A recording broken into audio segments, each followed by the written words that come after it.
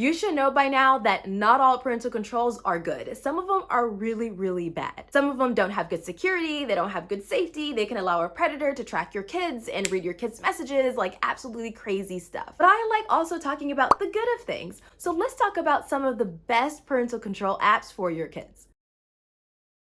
Hey, I'm CyberFareedah. I'm an award-winning Forbes 30 Under 30 internet safety expert. And as always, my entire channel is about how you can protect your kids online. The parental control app that you're most familiar with that I believe is on the top parental control apps list is Google Family Link. Google Family Link gives you the ability to monitor their activities, monitor their screen time, or approve and block apps they want to download. You can manage their in-app purchases. You do not want your kids racking up credit card charges. It's like, that's not the vibes we're going for. Apparently, most parents, I think Google did like a survey, it was like 70% of parents in the survey said that their kid has racked up credit card charges from the in-game stuff they wanted to purchase. So yeah, turn that off, get a parental control app to just let that go. You can also hide specific apps on their device, and Google will highlight some of the apps that are like teacher recommended apps or like education oriented apps, so you know what's best for your kids given their age. You can set like some downtime where you can remotely lock their device if you feel like they should be doing something else. They should be doing their schoolwork or whatever it is, so you can remotely lock down their device. And you can locate where your child is. Google Family Link is completely free. Obviously, it's from Google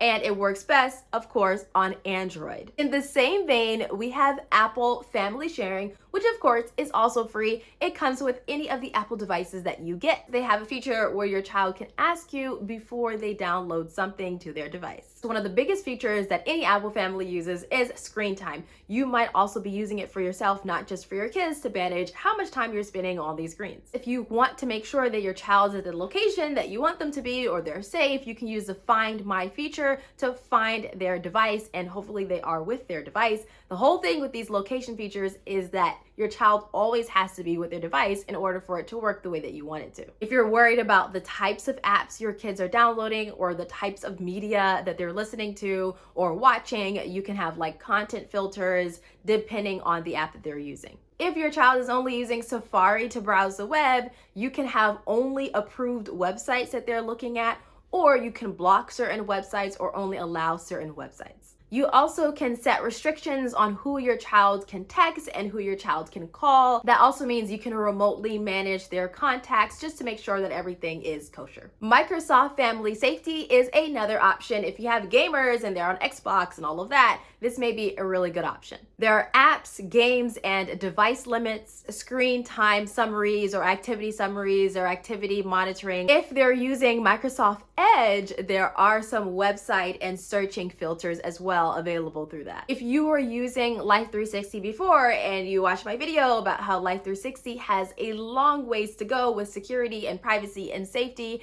and you're looking for another option until Life360 gets it together, I recommend Microsoft Family Safety. It's worth at least a try to see if it works for you and your family, because they have the location alerts, they have the driving safety alerts where you can see how fast they were going, if they were being safe on the road. So it is a good other option if you need it. I mean, you can see how many times they braked, and if they braked hard, how many times they looked at their phone, their top speed. It's like the whole 9 yards. And on their website, they say that we work to help protect your data and information, and we don't sell and share your location or driving data with insurance companies. Pretty sure they're like, hey, we're not Life360. The cost is at the basic level, it is completely free. And if you want the premium level, you're paying about $10 a month. The next is Norton Family, and Norton Family has like a 30-day free trial so that you can see if it works for you and your family. They have features where if your kid is doing their schoolwork, or they have certain times where they're supposed to do certain activities online and not be watching YouTube and not be scrolling through TikTok, you can make sure that all of those things are closed down and they're focused on what they're supposed to be doing. You can use Norton Family to figure out where your child is at any given moment. If your child leaves a certain location or arrives at a certain location, you can also get an alert for that. And if your child wants to tell you where they are at any given time, they can just press the button and you'll get an alert about where they are. Of course, like all of the other apps, they have screen time limits and screen time activities and activity reports. You can get reports about the websites your kids are visiting, what they're searching online, and you can block harmful websites. If they have a Windows computer or they're using an Android device, you can see what they've already downloaded. You can block certain things you don't want them to use, or you can approve them to use certain apps. Norton Family altogether costs about $50 a year. If you get Norton 360 Deluxe and Premium, Norton Family comes with those packages. The next best parental control app or parental control solution is any solution that comes native, meaning it's in-app, in the game, in the social media, in the device that you're already using.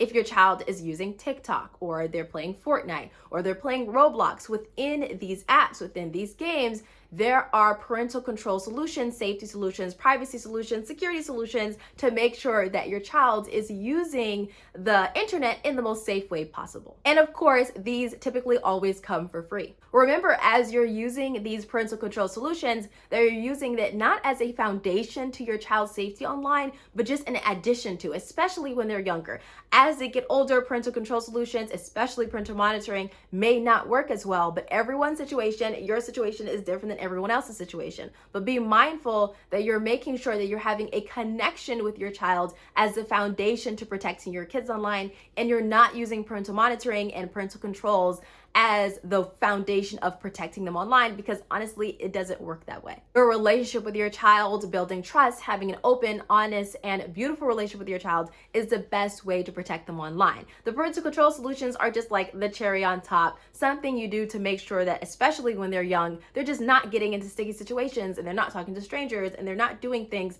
that can compromise their beautiful innocence and safety online. In the beginning of this video, I mentioned how some parental control apps can be unsafe or bad parental control apps. If you have no idea what I mean, I made an entire list of unsafe, not good parental control apps that you should not download until at least they get their security together. I put that full list in the description below, and I'm going to put it in the first link in the comments as well.